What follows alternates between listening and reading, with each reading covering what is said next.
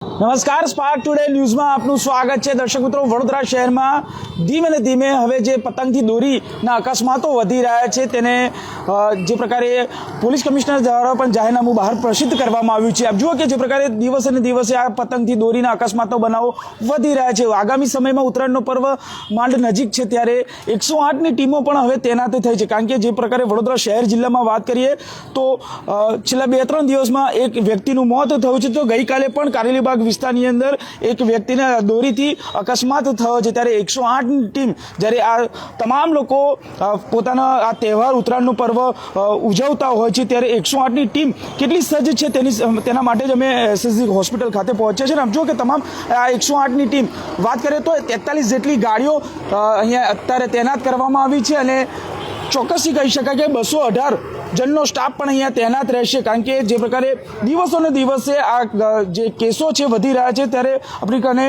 Programme management અધિકારી છે તેમની સાથે વાત કરીશું. સર, શું કહેશો? જે પ્રકારે ઉત્તરાયણનો પર્વ આવી રહ્યો છે, લોકો તો હર્ષો ઉલ્લાસ સાથે મનાવતા પણ ત્યારે કોકનો જીવ પણ જતો હોય છે. શું માનો છો? કેટલી આપણી 108ની ટીમો કેટલી તૈનાત છે? શું કહેશો? પહેલાં તો વડોદરાવાસીઓને જે ઉત્તરાયણનો પર્વ આવી રહ્યો છે એના માટેની શુભેચ્છાઓ. સેફલી આપણે ઉત્તરાયણ મનાવીએ અને વિધાઉટ કોઈ પણ જાતની એવી પહેલાંથી પ્રભાવિત થઈ અને કોઈ બનાવ ન બને એવી આપણે બધાને શુભેચ્છાઓ.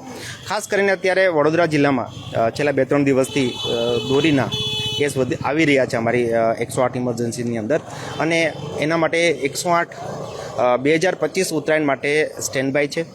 ટોટલ આપણી પાસે 43 એમ્બ્યુલન્સ અને 218ના સ્ટાફ સાથેની જે અમારી 108 છે એ તૈનાત છે. અને ખાસ કરીને વડોદરા જિલ્લાને વાસીઓને વિનંતી છે એ ઉત્તરાયણનો પર્વ શાંતિથી ઉજવે. જનરલી ઉત્તરાયણની અંદર દોરીના કેસ, ધાબા પરથી પડી જવાના કેસ અને રોડ ટ્રાફિક એક્સિડન્ટના કેસ વધી જતા હોય છે. તો એના માટેની 108ની ટીમ તૈનાત છે. અને ખાસ કરીને વડોદરા જિલ્લાના વડીલો અને બાળકો અને યુવા મંડળને નમ્ર વિનંતી છે કે તમારી સેફટીનું પહેલાં ધ્યાન રાખી અને પર્વ ઉજવો. બિંદાસ પર્વ ઉજવો, પણ ખાસ સેફટીનું ધ્યાન રાખો. કારણ કે આની અંદર ઘણા બધાની જિંદગી જોખમમાં મૂકી શકે છે અને જાન પણ જઈ શકે છે. સર, જે પ્રકારે વાત કરી કે આ દોરીથી અકસ્માતના બનાવો બનતા હોય છે એ સમય કેવો ક્રિટિકલ હોય છે? કારણ કે અમુક વાર તો લોકો ચાઇનીઝ દોરીનો પ્રતિબંધ હોવા છતાં પણ લોકો એનો યુઝ કરે છે અને તેના લીધે અકસ્માતો બનતા હોય છે. તો એવા લોકો માટે શું મેસેજ? ખાસ કરીને જે ગાઈડલાઇન ગુજરાત સરકારની છે, ચાઇનીઝ દોરીનો ઉપયોગ સદંતર બંધ કરવો જોઈએ.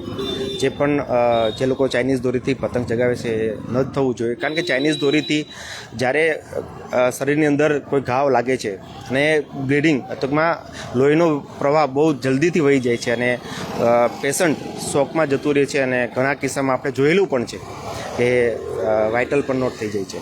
તો આ કિસ્સામાં બધાને વિનંતી છે કે ચાઇનીઝ દોરીનો ઉપયોગ ન કરે અને જે નીતિ નિયમોનું છે એનું પાલન કરે. શું મેસેજ આપશો? કારણ કે જે પ્રકારે અકસ્માતો તો બની રહે છે પરંતુ તેને ડામવા માટે આપણે ટીમ તો તેના છે, પણ લોકોને શું મેસેજ કે લોકોની આ ઉત્તરાયણ સેફલી જાય? કોઈનો પરિવારનો કોઈ દીકરો કે માતા કે બહેન કે ભાઈ કે કોઈનો પતિ કે પિતા કોઈ પણ આનો ભોગ ન બને. ના, ખાસ કરીને વડોદરાવાસીઓને મારી નમ્ર અપીલ છે, વિનંતી છે કે સૌથી પહેલાં તો રૂલ્સ એન્ડ રેગ્યુલેશનનો ફોલો કરો, ચાઇનીઝ દોરીનો ઉપયોગ ન કરો, તેમજ સેફલી તમારા બાળકો ક્યાં છે, તમે ક્યાં છો, એ કઈ જગ્યાએ પતંગ ચગાવો છો, ધાબા ઉપર છો, નીચે છો. ઘણી વખત બાળકો પતંગ લેવામાં, રોડ ક્રોસ કરવામાં પણ એક્સિડન્ટનો ભોગ બનતા હોય છે. તો આવા કેસમાં ખાસ ધ્યાન આપો. વડીલોને નમ્ર વિનંતી કે એના બાળકો ક્યાં છે, કેવી રીતે પતંગ ચગાવે છે એનું થોડુંક ધ્યાન રાખે જેથી કરીને આવા બનાવથી એ લોકો ટાળી શકે.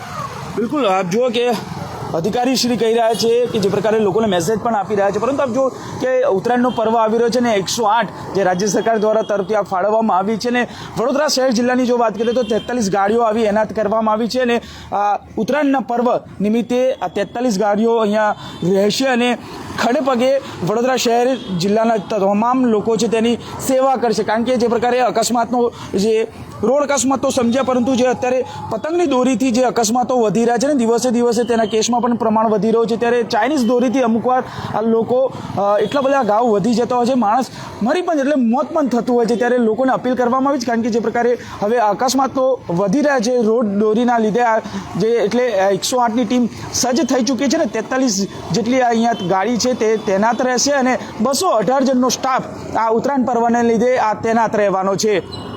કેમેરામેન નિહાની સાથે Suraj Solanki, Spark Today News, Vadodara.